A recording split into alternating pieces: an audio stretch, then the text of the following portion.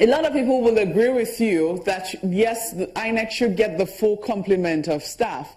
But when you say that INEC, or that we're moving forward as regards the electoral process itself, some people might disagree, because so far it would seem that this Ondo election, is one of the very few elections where INEC has received commendation. They say that, it would seem that the process itself, especially as regards voting day, seems to be getting better. Do you agree with them? It's easy for INEC, starting from Edo State, it's easy for you to see this improvement because we're talking about 1 out of 36 states. And so it is also easy for INEC to deploy its entire staff to that state, to man election. And then also, mind you, INEC, starting from Edo, it was also a novel idea introduced by JEGA, where they created cluster zones. Unlike situations where you go to the local governments to collect materials, there were cluster zones that were created. So when you have about, let's say, 6 to 10 polling units, you have a cluster zones there. And so the materials are deployed to the cluster zones like a day before the election. So it is easy for materials to get to polling units, at least before polling.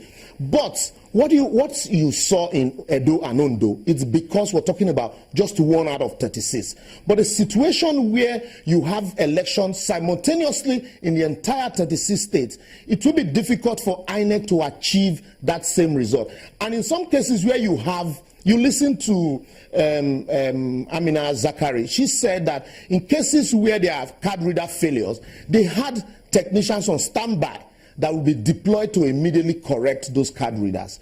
But in situations where the election is held simultaneously in the entire federation, it will be difficult for you to have such technicians on standby. In spite of all of this, pardon me to jump in spite of the fact that, yes, they could deploy to clusters or to particular states, but what we haven't seen is when the elections are over and done with at the ward and local government levels, why don't they just announce the results there and then, so that everybody knows it? All you need to do right there at the center is collate it, and it shouldn't be done overnight. No. What usually happens is right at the polling units, results are announced. And but so what we've seen is agents come and say, look, the results we saw is not the results that is being announced. Because at the end of the day, when results are announced at the polling units, you are not allowed to announce these results until the man who is statutorily empowered to announce such results, make such pronouncement. And that's one of the problems also. Ultimate collation. Yes. But you're allowed to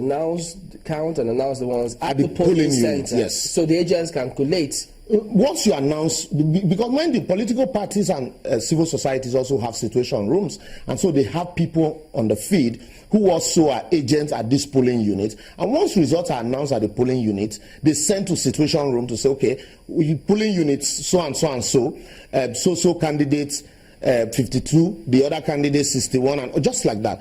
And then they also collect at that situation room.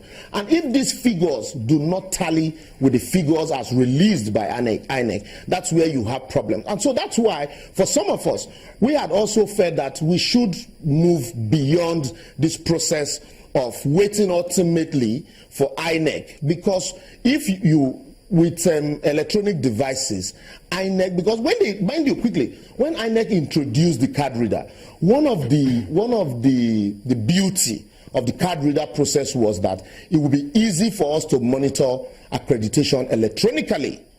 And that also, with that, if that is successful, that what they were going to do would be to take it a notch further to monitor results electronically as announced from the polling unit. But even the card readers, we have not even perfected it, not to talk of monitoring results. Now, Mr. Oshoma, looking at the entire process, but we saw this with the PDP, we see it with the APC, and whichever party is in power. When they do win elections, the opposition says you're using the instrument of states to execute some of these things, and it's a common complaint now. Yes, that's why for some of us, nothing really has changed. It's the same process.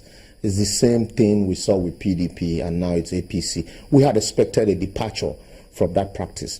And now also, starting from Edo, you saw that politicians also have perfected the act of buying votes. Unlike before, you give money and then you don't care how the person votes. You know, contrary to the provisions of the Electoral Act also, now you want to know which particular party before you give money. And another situation, another area where a security personnel seems to be helpless. You see police and civil defense corps look the other way. And yet you have all of these as electoral offenses in our laws. Let me add this to it, so you also comment on it before we go. Because some of the complaints too that came through from those who were in the field is that they said what they saw was, first of all, the ballot area is supposed to be open secret. The secret part of it was gone. So it was open. So when you cast your ballot, many held the paper to the extent that they could actually see who you did thumbprint for. Perhaps if anybody had bought anything, they wanted to be sure that they had the goods. In most of the elections these days, what happens is the moment you vote, there is an agent standby somewhere that wants to know which particular party you casted your votes for.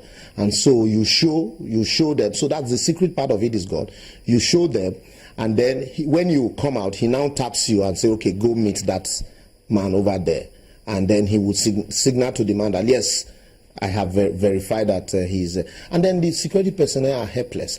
And that's one area we need to check. You cannot prosecute all electoral offenders, but you need to use some persons as example to serve as a deterrent. But a situation where people do it and there are no prosecution, it encourages impunity. People will now want to do it brazenly, knowing fully well that there are no sanctions. And then also the attitude to power, win at all costs. And then with the introduction of card readers, you discover that, politicians now devise other means of buying votes.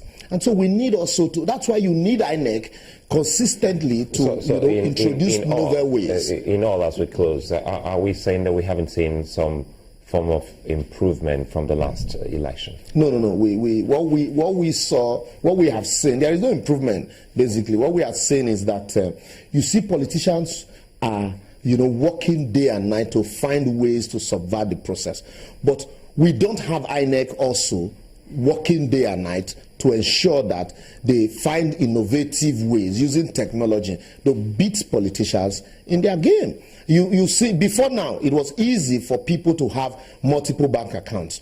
But with the introduction of technology, biometrics, it's now very difficult for you to do that. And that's what, the card reader was meant to check before. But now you find a situation where, in some cases, you're still using incidence form. So we really we have a very long way to go. All right, then Liberal Oshoma is a legal practitioner. Thank you for coming on today. Thank you. And that's the show as well. We thank you all for watching. I'm Chamberlain Uso. Many thanks. I'm Sulaiman Alede. Thank you, Maokwe Ogun.